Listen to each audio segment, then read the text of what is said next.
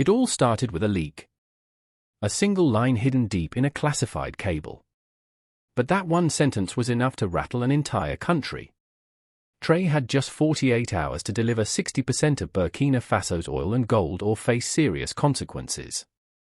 And the name at the bottom, Donald J. Trump, then President of the United States. He wasn't just playing politics. He was running a hard-hitting global business offensive through backdoor diplomacy. The demand shocked even Washington's inner circle. Not talks, not deals, just a flat-out ultimatum. Hand over almost complete control of the country's newly found oil and gold reserves. It wasn't a negotiation.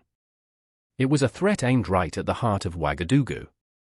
Before we dive into this story, don't forget to hit that like button and subscribe for more content like this. Sources say the cable didn't just show up. It was hand-delivered by a trusted go-between. A former U.S. military attaché flanked by private American security contractors. It landed on Captain Ibrahim Traoré's desk at dawn. The message crystal clear. Let U.S. corporations start extracting oil and exporting gold immediately. Hand over long-term control of Burkina Faso's energy policy to an American-led economic board. Do it in 48 hours or face sanctions, resource blockades, and internal sabotage. This wasn't diplomacy. This was a shakedown. Trump's tone was blunt, cold, and all business. We saved you from terrorism. Now it's time to pay up. But there was one thing Trump didn't count on. The man sitting across from the demand wasn't the type to fold. Captain Traoré didn't flinch.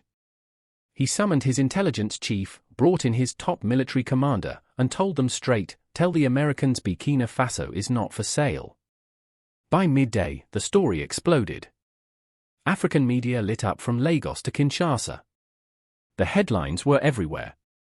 Trump demons Africa's resources. Traoré given to her deadline. The world started watching and Burkina Faso held its breath, but Traoré wasn't writing a reply with pen and paper, he was writing it with strategy and steel. You see, for months something huge had been kept under wraps, buried beneath the dry plains of northern Burkina Faso. This wasn't rumor or guesswork, it was deal.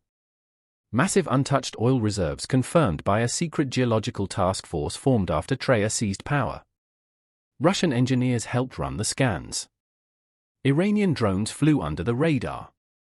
North Korean tech teams locked down the data. Everything was classified. Everything was secure until the first drill broke ground. And then the satellites caught it. American satellites, French satellites, the ever-watching eyes in the sky. Within 48 hours, U.S. intel flagged strange energy activity in the Sahel. They tracked equipment flowing in from Iran and Venezuela.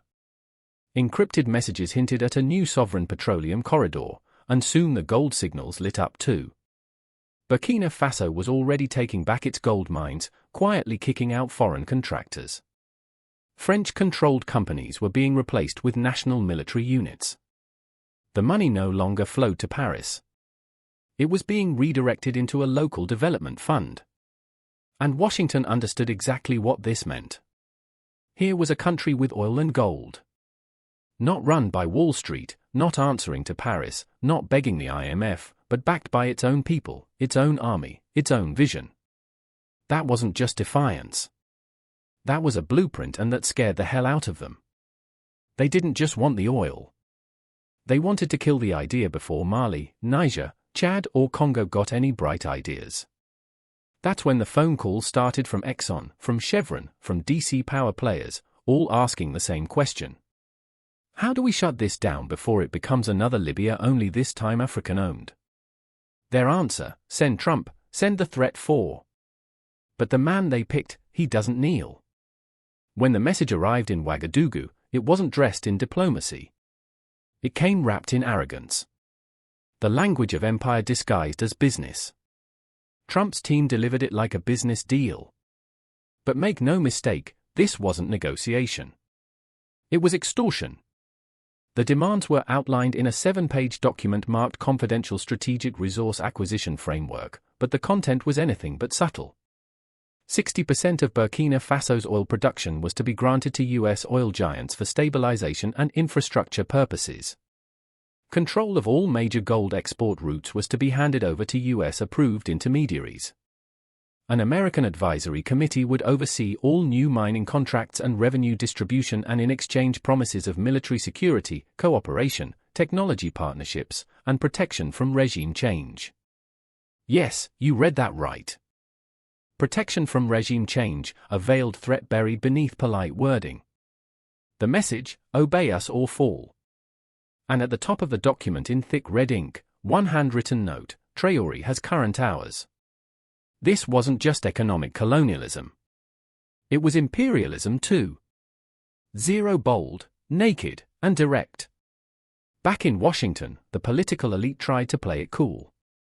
They claimed Trump was going rogue, acting on his own, not as part of official US policy.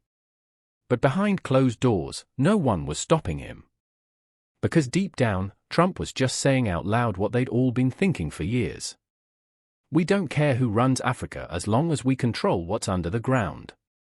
But Captain Ibrahim Traoré got the message loud and clear.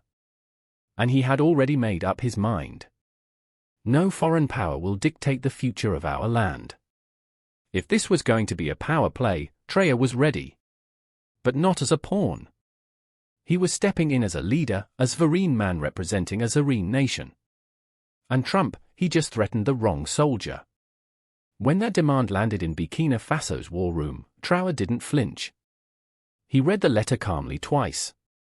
Then he set it aside, stood up, and said flatly, "So that's their price for peace? Slavery in a suit and tie." He didn't wait. He didn't hesitate. He lit a fire. They want 60% of our future. Then they'll get 100% of our resistance. He didn't call Paris. He didn't call DC. He called the commander of the Special Sovereignty Force, a shadow military unit created for exactly this kind of moment. Orders were issued fast. Lock down every oil field. Double security on gold convoys. Cut off all data flows to foreign contractors. Prep national television. A statement was coming. By noon, the entire country was watching. The screen faded to black. Then came the flicker of a live feed. No fancy studio, no slick production, just Traoré in uniform. One hand on the Burkina flag, the other on a folder marked confidential US threat. His voice was calm, his stare was razor sharp.